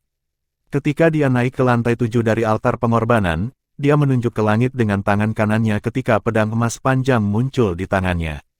Setelah itu, suaranya yang cerah bergema ke kejauhan dalam Kekaisaran Sun Moon. Aku telah disayangi oleh surga, dan sejak itu mewarisi tahta ini. Semoga surga di atas kita melindungi warga Kekaisaran Bulan Matahari terhadap siapapun yang berani menantang amarah mereka. Hari ini, saya akan meminjam kekuatan surga dan menekan siapapun yang mengancam cara hidup kita. Ia akan binasa, tidak akan dilahirkan kembali. Semoga cahaya Kekaisaran Bulan Matahari kita menyinari tanah kita selamanya dan selamanya. Petik 2. Pada saat berikutnya, tubuh Su Tianran mulai memancarkan cahaya kemasan. Ekspresi dingin dan serius terbentuk di wajahnya ketika sambaran petir ungu muncul dari tubuhnya. Tiba-tiba, tubuhnya mulai memancarkan kilatan ungu emas, yang kontras dengan langit gelap saat ia menjadi pusat perhatian. Dengan pedangnya mengarah ke langit, dia membuat gerakan melambai seolah dia memerintahkan sesuatu. Setelah itu, 4 sinar cahaya di kejauhan tiba-tiba meninggalkan jalan asli mereka ketika mereka mulai membungkuk dan menembak melintasi Sun Moon Sacrificial Altar. Meskipun inti jiwa Dubusi telah mengunci ruang di sekitarnya, itu tidak berguna melawan 4 sinar cahaya raksasa, yang menyebar dan menjadi penghalang horizontal raksasa. Pada saat ini juga, pengisian inti jiwa tampaknya telah berakhir, dan mulai terjun ke Sun Moon Sacrificial Altar. Cahaya putih yang tajam melintas ketika penghalang terbentuk tepat pada waktunya untuk menyelimuti jutaan nyawa di bawahnya, termasuk setengah dari kota Radiant, yang tidak terlalu jauh.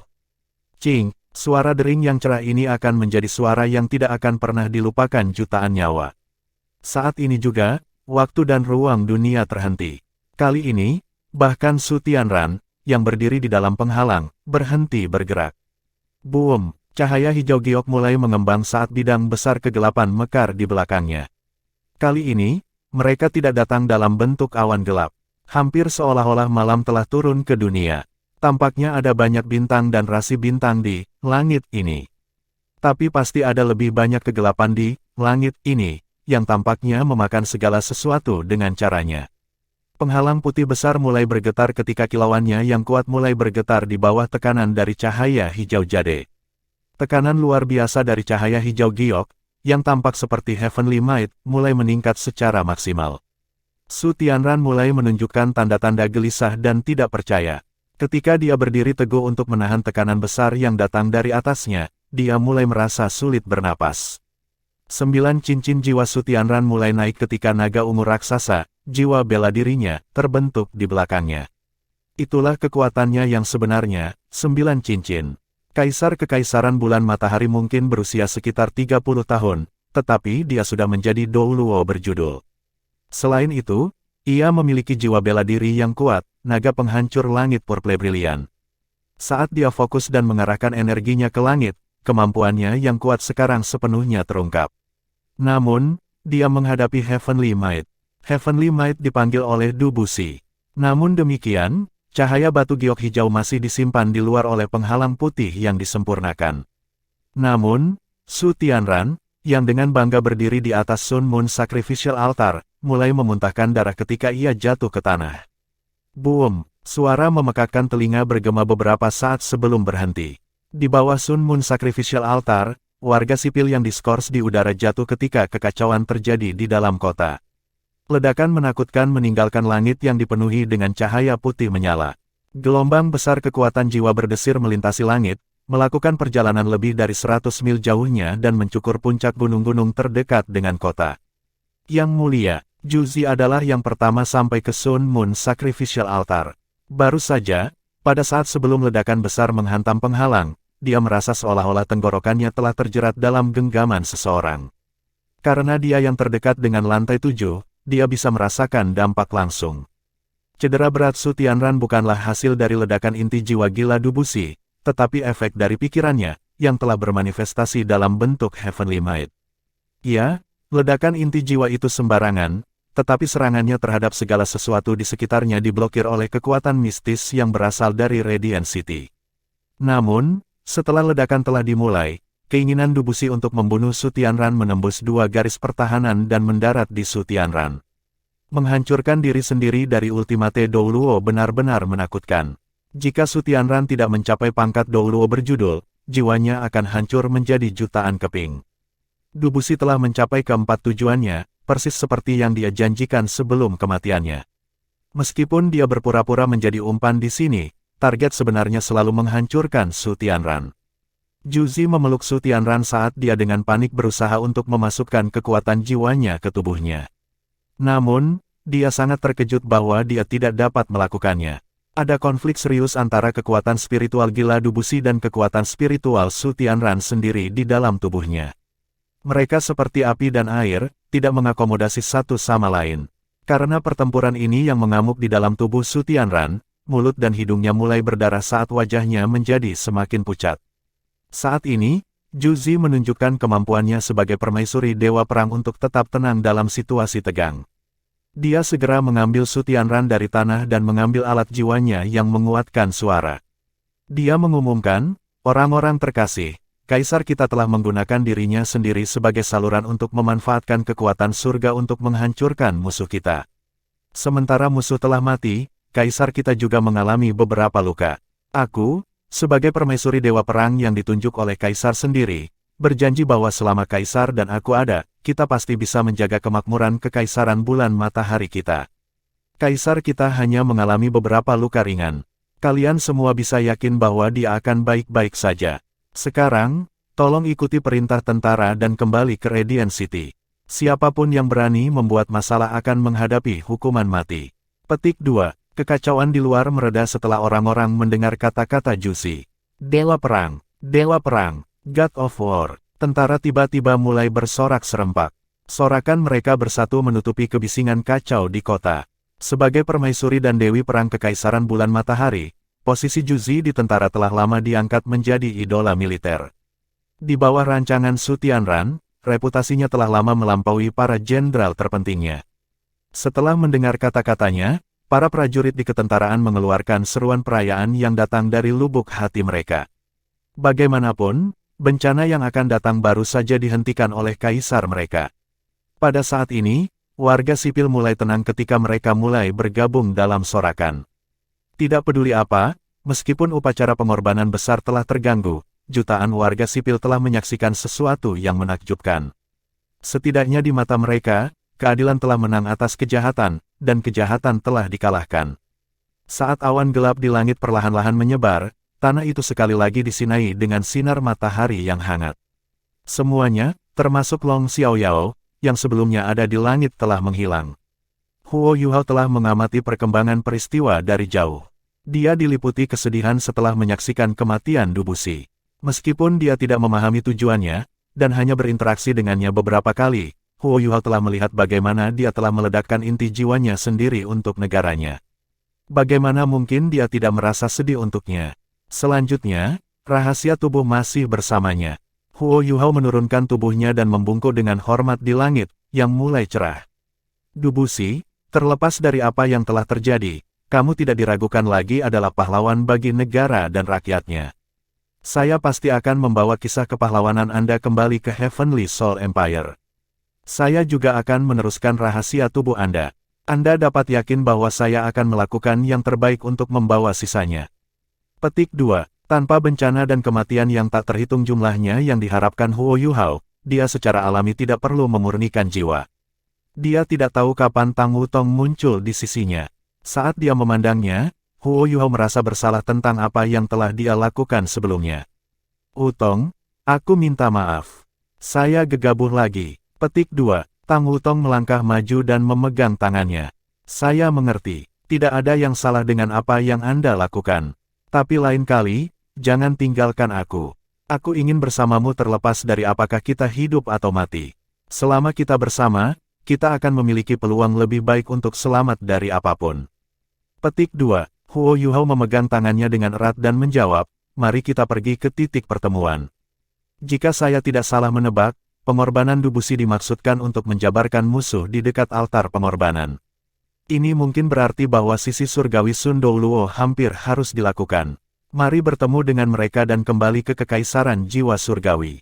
Petik 2. Keduanya melompat ke udara dan menghilang ke langit ketika mereka terbang menuju titik pertemuan yang telah direncanakan sebelumnya. Tidak dapat dipungkiri bahwa kematian Dubusi adalah langkah yang brilian. Para pemimpin kota Radiant semua sibuk berusaha menjaga ketertiban setelah ledakan, dan tidak punya waktu untuk peduli dengan hal lain. Karena kaisar terluka parah, Kekaisaran Sun Moon tidak memiliki pemimpin yang bisa mengatur negara. Itu adalah waktu terbaik untuk meninggalkan tempat dalam kondisi kacau seperti ini. Baru saja, dia berhasil melihat sekilas permaisuri Dewa Perang Kekaisaran Sun Moon, Juzi. Dia menjadi jauh lebih elegan dan cantik. Juzi, kamu mungkin akan menuju kembali ke medan perang dalam waktu dekat. Apakah Anda tahu betapa saya berharap kita tidak akan bertemu di medan perang? Titik pertemuan berada di daerah pinggiran distrik timur. Tempat ini terdekat dengan Kekaisaran Luostar. Huo Yuhao awalnya berpikir bahwa rencana untuk mengarahkan mereka sedikit terlalu sederhana. Tetapi setelah dia melihat bagaimana Dubusi meledakkan inti jiwanya, dia menyadari betapa hati-hati menyusun rencana itu. Pada saat Huo Yuhao dan Tang Wutong mencapai titik pertemuan, sudah ada 4 judul Douluo yang menunggu di sana. Mereka semua adalah Douluo Transcendent, dan tampaknya tidak terlalu senang dengan apa yang baru saja terjadi. 2 dari mereka kebetulan berasal dari Sekte Tubuh, dan mereka jelas menyaksikan penghancuran diri Dubusi. Belasungkawa, tidak ada lagi yang bisa dikatakan Huo Yuhao saat menyeret Tang Wutong untuk mundur ke sudut. Suasananya terlalu mencekik. Setelah menyaksikan salah satu kultivator yang paling kuat dan paling dihormati di dunia para penguasa jiwa jatuh, mereka semua masih berusaha untuk bergulat dengan apa yang baru saja terjadi. Itu merupakan pukulan besar bagi semua orang.